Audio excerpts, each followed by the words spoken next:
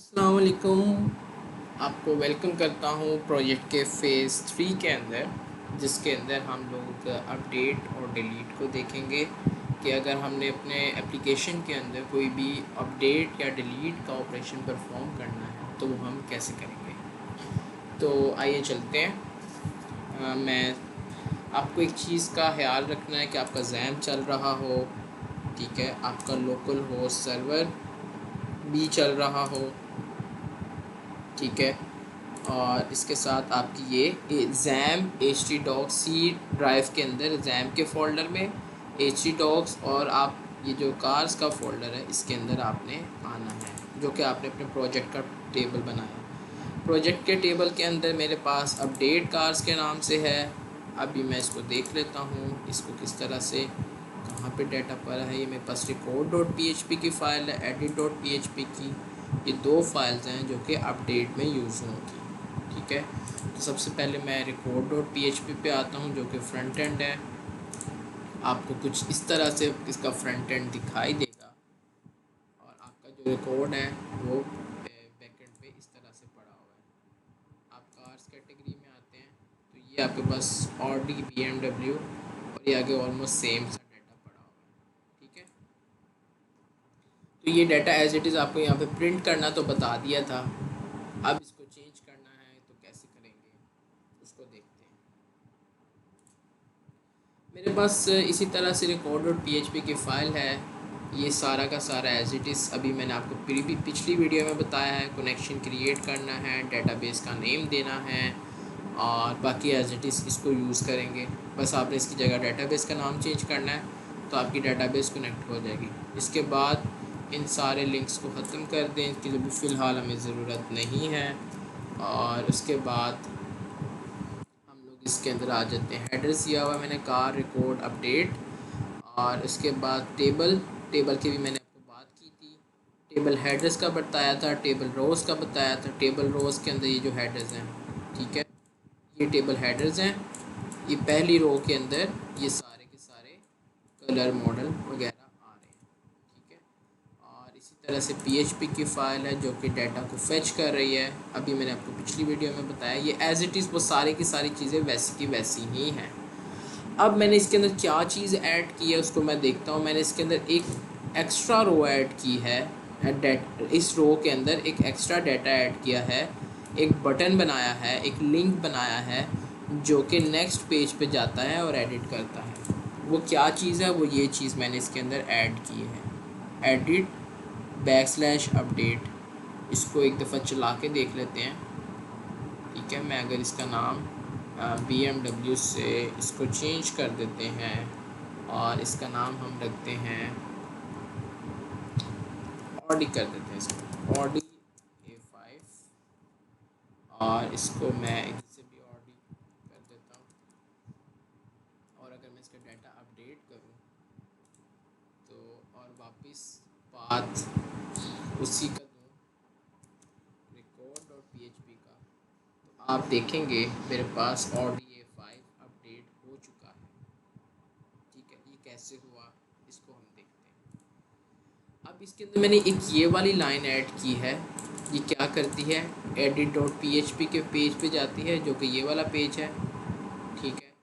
और उसके साथ इसका मैंने आगे आईडी बनाया है, जो कि डाटा को इसके अंदर से फेच कर रहा है, इस रो के अंदर से।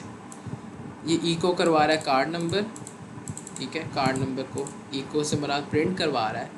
ये इस पूरी लाइन को जो प्रिंट करवा रहा है, इसको इसके अंदर आईडी के अंदर सेव कर रहा है। सेव करके इस पेज को ट्रांसफ़र कर रहा है। इसके दरमियान में ये क्वेश्चन मार्क आया है, ये वाली आईडी इस पेज में जा रही है, ठीक है।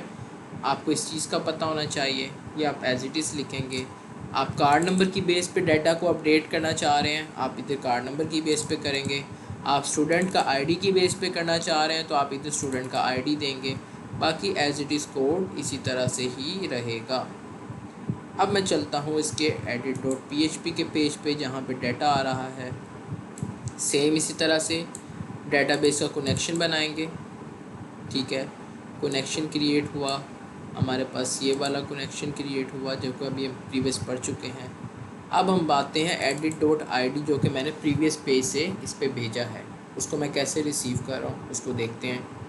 इफ़ इज़ सेट, सेट का मतलब है कि क्या अगर इसमें डाटा आ चुका है। इफ़ इज़ सेट, सेट से मुराद अगर इसमें इसी की आईडी आ चुकी है, ठीक है, गेट कर रहा है, तो क्या करें, select all from cars category where card number, उसने उसको बता दिया जितने भी आईडीज़ आ रही थी उसने उनको सारों को प्रिंट करवा दिया। क्यूरी लगाई, क्यूरी के आगे get dot dollar underscore get, आगे आपने edit back slash I D बता दिया। ये क्या कर रहा है, ये सिंपल उस डाटा को गेट कर रहा है, ठीक है, और ये रिज़ल्ट और रोज़ उसकी फ़ेच कर रहा है, ठीक है। फ़ेच करने के बाद आपको बताया था कि ये डॉलर साइन मैंने पोस्ट का बनाया है, इसको मैं भी बताता हूँ ये कहाँ से आ रहा है, ये अभी हम बाद में डिस्कस करते हैं। ये इतना बड़ा पार्ट, इतना पार्ट जो है हम अभी डिस्कस करते हैं, ठीक है। अभी हम सबसे नीचे आ जाते हैं, इन लिंक्स को हम यहाँ से ख़त्म कर देते हैं ताकि मज़ीद सिंपल बन जाए। मैंने नीचे एक HTML का कोड लिखा हुआ है, जैसे PHP का ख़त्म हुआ उसके बाद HTML का मैंने कोड अंदर लिखा हुआ है, वो मैं आपको पहले दिखा देता हूँ। जब भी मैं इसके ऊपर एडिट पे क्लिक करता था, आपने देखा इसके अंदर टेक्स्ट बॉक्सेस मैंने बनाए हुए हैं जिनमें डाटा मेरा आ रहा है। ज़ाहिर है टेक्स्ट बॉक्सेस में मैं चेंज कर सकता हूँ, इसके अलावा तो मेरे पास कोई ऑप्शन नहीं है कि मैं डाटा को चेंज कैसे करूँगा। तो जब मैं क्लिक करता हूँ तो मेरा डाटा टेक्स्ट बॉक्सेस के अंदर आ जाता है और मैं इजीली उसको चेंज कर सकता हूँ, ठीक है। तो अब हम चलते हैं इसके कोड की तरफ। मैंने एक सिंपल नीचे एक इनपुट बॉक्सेस बनाए हैं जिनका भी मैं आपको स्टार्टिंग वाली वीडियो में बता चुका हूँ, उसको आप देखें। सिंपल ABCDEF, जिस तरह से मैंने उनके नेम रखे थे ABCDEF, इसी तरह से इनके नेम रखे हैं ताकि इनके अंदर डाटा इसका जो है इसके थ्रू मैं फेच कर सकता हूँ। एक मैंने इसके ऊपर आप देख रहे हैं मैंने फॉर्म बनाया हुआ है, इसके साथ method is equal to post का यूज़ किया है, ठीक है। और इसके साथ आप देखेंगे, ठीक है, आप सबमिट करते हैं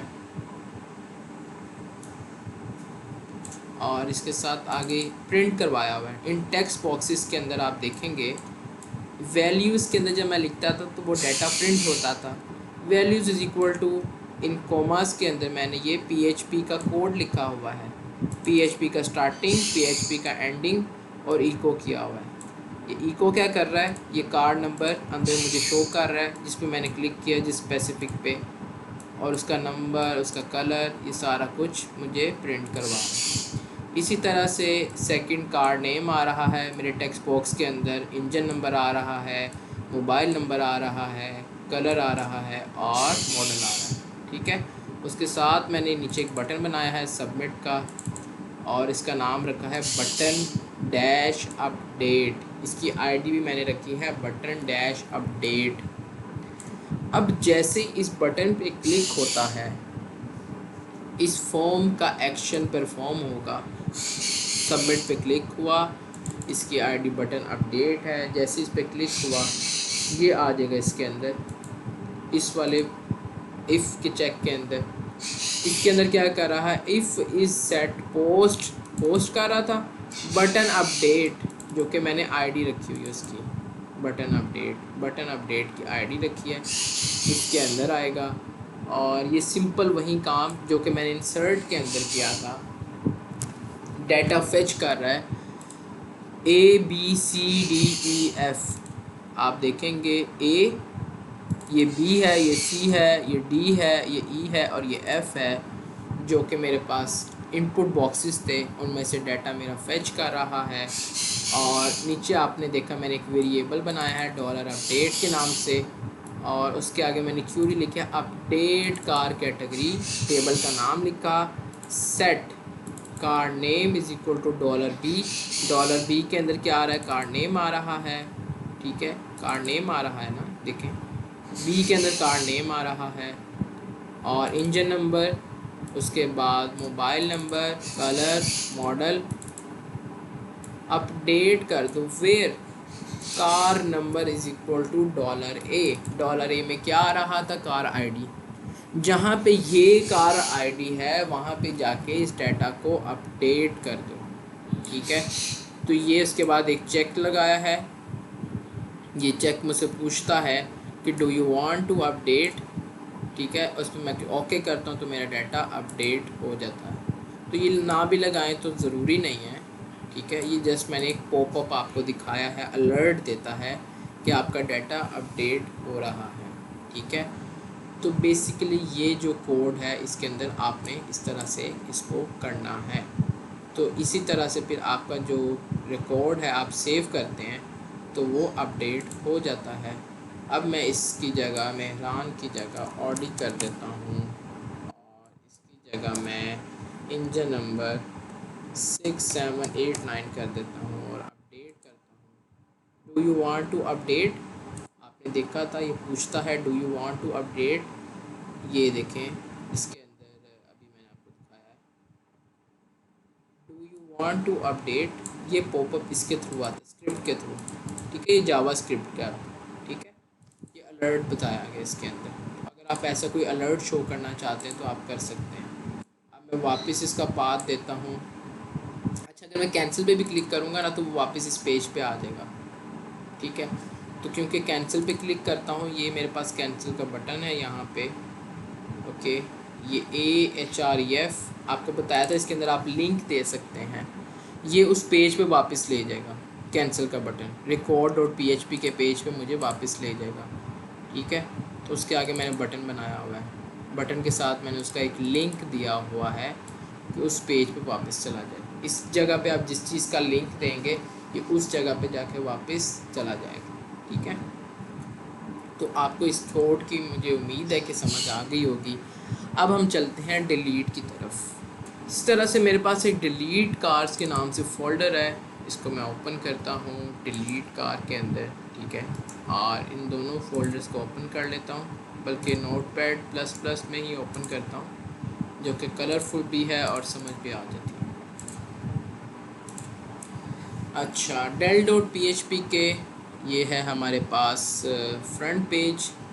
ठीक है, फ्रंट पेज में इसका कोई डिफरेंस नहीं कि फ्रंट पेज में ये आ रहा है जो कि del.php का पेज है। ऊपर मैंने इसका पाथ दिया, कार्स के फोल्डर में डिलीट कार्स का पिक मेरे पास फोल्डर था, डिलीट कार्स का फोल्डर था, उसके अंदर मेरे पास delete.php की फ़ाइल पड़ी है, वो मैंने निकाली, ओपन की तो मेरे पास कुछ इस तरह से आया। ये एज इट इज़ 100% सेम है। जहाँ पे मेरे पास डिलीट एडिट का बटन आ रहा था प्रीवियस वाले में, वहाँ पे मैंने डिलीट का बटन डाल दिया।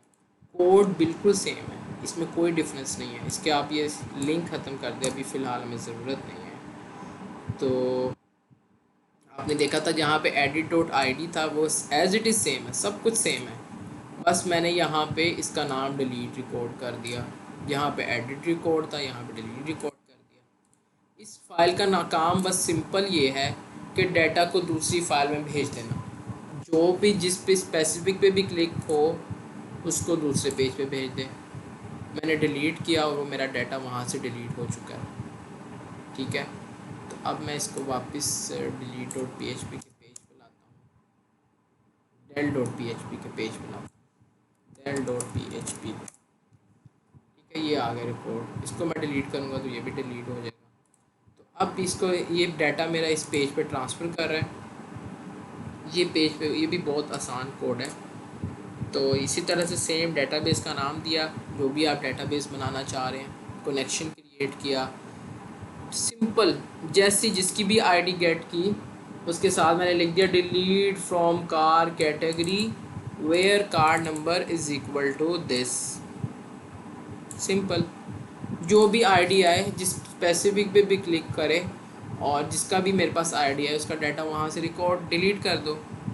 और नीचे जस्ट मैंने टेबल्स में प्रिंट करवाया है, जो कि ये आपको सिंपल प्रिंट करवाया है टेबल्स के डाटा के अंदर, और ये टेबल हेडर्स में उसका प्रिंट करवाया, और कुछ भी नहीं है इसके अंदर। इसके अंदर कोई टेक्स्ट बॉक्सेस नहीं है, ये सिंपल प्रिंट वाली कमांड है जो कि मैंने सेकंड लेक्चर में भी आपको सारी डिटेल में बता दी है। तो अगर आप ये सारा कर लेते हैं, इसका मैं जो है लिंक वीडियो के नीचे दे रहा हूँ।